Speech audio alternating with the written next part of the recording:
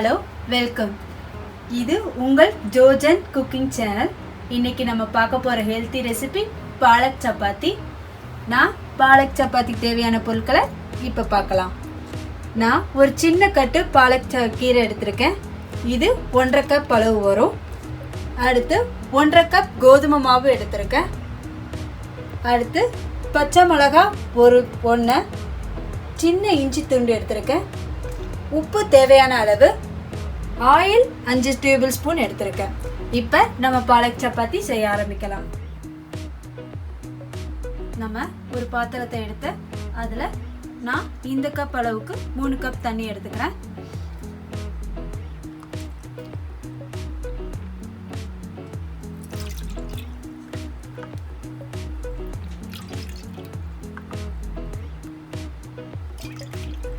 இந்த தண்ணி கொதிக்கிறதுக்குள்ள நம்ம எடுத்து வச்சிருக்க பாலக்கீரையை கட் பண்ணிக்கலாம்.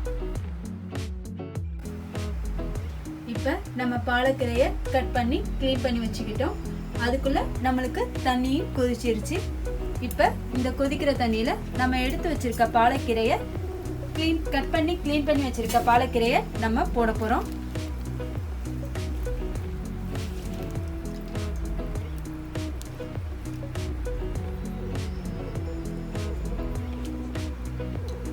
இப்போ கட் பண்ணி க்ளீன் பண்ணி வச்சிருக்கிற பாலக்கீரை 1லேருந்து 2 நிமிஷம் வரையும் கொதிக்கட்டும். நம்ம அதுக்கு கொதிச்சு முடிச்சு பார்க்கலாம். 1லேருந்து 2 நிமிஷம் ஆயிடுச்சு. இப்போ நம்மளுக்கு பாலக்கீரையும் கொஞ்சம் பிளஞ்ச் ஆயிடுச்சு. நம்ம ரொம்ப நேரம் பாலக்கீரையை தண்ணியில் கொதிக்க வச்சோன்னா நம்மளுக்கு கீரையில் உள்ள சத்தெல்லாம் போயிடும். அதனால நம்ம 1லேருந்து 2 நிமிஷம் மட்டும்தான் நம்ம கொதிக்க விடணும். நம்ம எப்படி கொதிச்சு முடிச்சிச்சுன்னு பார்க்குறக்கு இந்த கீரையோட இலையெல்லாம் சுருங்கிருச்சு. அதில் சுருங்கின உடனே நம்ம இதை தண்ணியிலேருந்து எடுத்துடணும். நான் இப்போ இதை என்னோட மிக்ஸி ஜாருக்கு ட்ரான்ஸ்ஃபர் பண்ணுறேன்.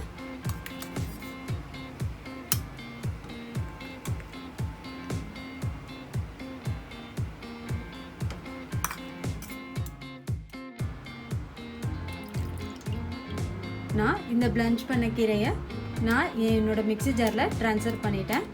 இது ரொம்ப சூடாக இருக்குது. நம்ம கொஞ்சம் சூடு குறைஞ்ச பிறகு நம்ம அரைக்கலாம். அது தண்டி வெயிட் பண்ணணும்.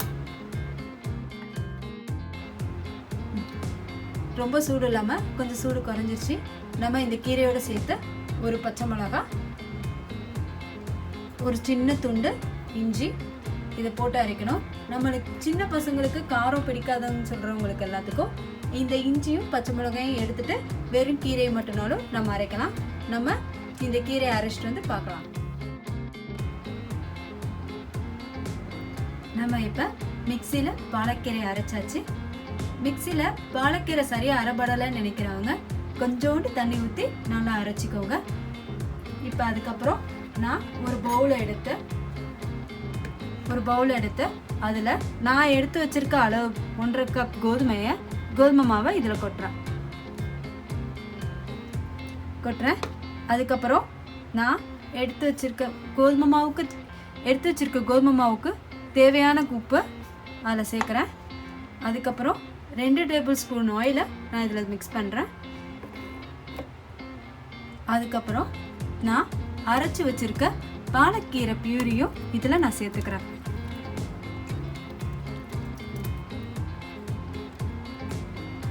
இப்போ நான் நல்லா கோதுமை மாவை பிணைய போகிறேன். இதுக்கு இதோட சேர்த்து கொஞ்சம் ஓமம் சேர்த்தா அதோட டேஸ்ட் ரொம்ப நல்லா இருக்கும். இதுக்கு தண்ணி ஊற்றணுங்கிற அவசியம் இல்லை. ஏன்னா நம்ம பாலக்கீரை அரைச்ச இதுலையே நல்லா மிக்ஸ் ஆயிரும். இப்போ நம்ம பிணையலாம். நான் சப்பாத்தி மாவு பிணைஞ்சிட்டேன். சப்போஸ் சில பேருக்கு தண்ணி பத்தலை அப்படின்னு நினச்சிங்கன்னா, பாலக் பியூரி மட்டும் பத்தலை எனக்கு அப்படின்னு நினச்சிங்கன்னா கொஞ்சோண்டு தண்ணி ஊற்றி நல்லா பிணைஞ்சிக்கோங்க. நீங்கள் சப்பாத்தி பிணையும் போது இது உங்கள் கையில் ஒட்டக்கூடாது. ஒட்டினா உங்களுக்கு தண்ணி ஜாஸ்தியாக இருக்குன்னு அர்த்தம். அதனால் இன்னும் கொஞ்சோண்டு கோதுமை மாவை போட்டுக்கோங்க. இப்போ நான் சப்பாத்தி மாவு பிணைஞ்சி முடிச்சிட்டேன். இப்போ இதை இந்த மாவை 15லேருந்து 20 நிமிஷம் வரை நம்ம ஊற வைக்கணும். ஊற வைக்கிறதுக்கு முன்னாடி நம்ம இது மேலே கொஞ்சோண்டு ஆயில் அப்ளை பண்ணணும்.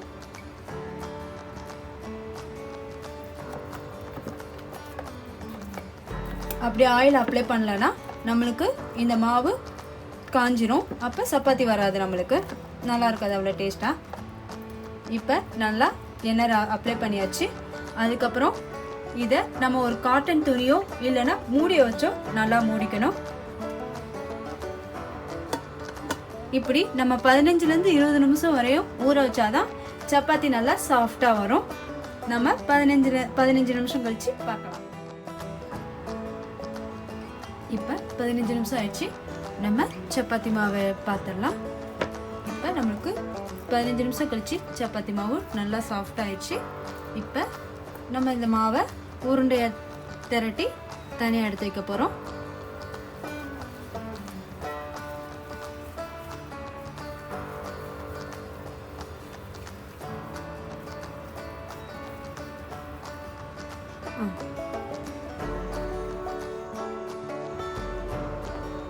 இப்போ நம்ம கடைசி உருண்டை திரட்டி முடிக்க போகிறோம்.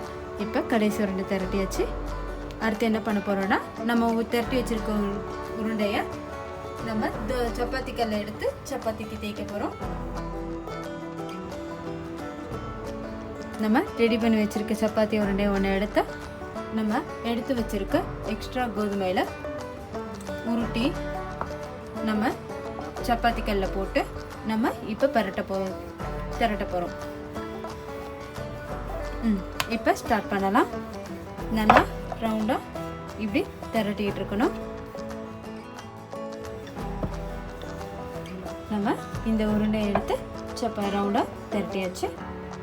இதிலேயே குட்டீஸ்க்குன்னு கொஞ்சம் ஹாட் அண்ட் ஷேப் இந்த மாதிரி வித்தியாசமான ஷேப்பில் பண்ணிங்கன்னா குட்டீஸ் கொஞ்சம் விரும்பி சாப்பிடுவாங்க.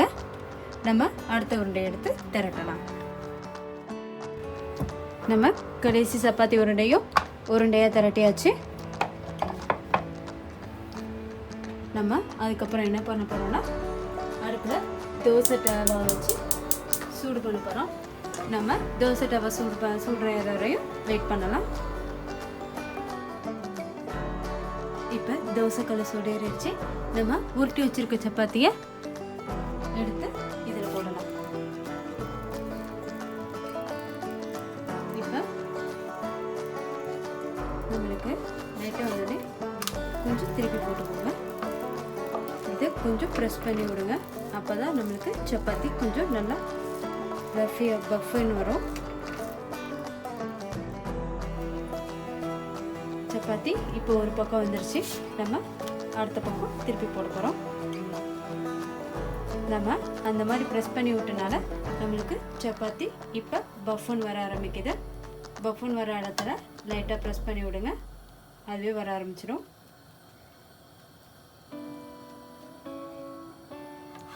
இப்போ மறுபடியும் இந்த சைடு திருப்பி போடுறோம் சப்பாத்தியை. இப்போ சப்பாத்தி வெந்துருச்சு. நம்ம எடுத்து இந்த பிளேட்டுக்கு ட்ரான்ஸ்ஃபர் பண்ணுறோம். இதே மாதிரி அடுத்த சப்பாத்தி போடுறோம். நம்மளுக்கு சப்பாத்தியில் இன்னும் கூடுதல் டேஸ்ட் வேணும்னா நம்ம சப்பாத்திக்கு மேலே கொஞ்சோண்டு நெய்யை தடவினா இன்னும் டேஸ்ட்டாக இருக்கும் சப்பாத்தி.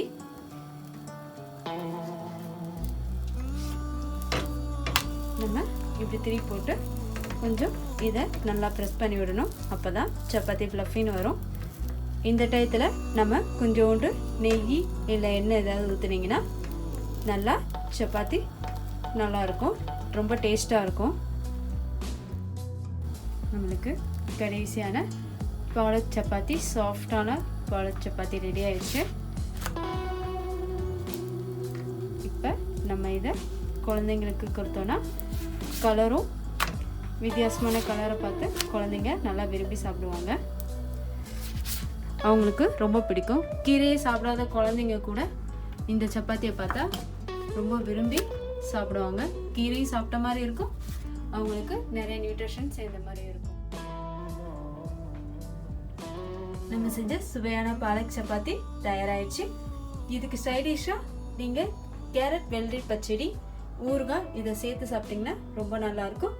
இதை நீங்கள் குழந்தைங்களுக்கு டிஃபன் பாக்ஸாக கொடுத்தீங்கன்னா, அதுவும் டிஃப்ரெண்ட் ஷேப்பில் இந்த க்ரீன் பாலக் சப்பாத்தியை கொடுத்தீங்கன்னா அவங்க சாப்பிடாத குழந்தைங்க கூட நல்லா விரும்பி சாப்பிடுவாங்க. நீங்கள் இதை செஞ்சு பார்த்து என்னோட சேனலில் கமெண்ட் பண்ணுங்கள். எங்கள் சேனலை மறக்காமல் சப்ஸ்கிரைப் பண்ணுங்கள். தேங்க்யூ.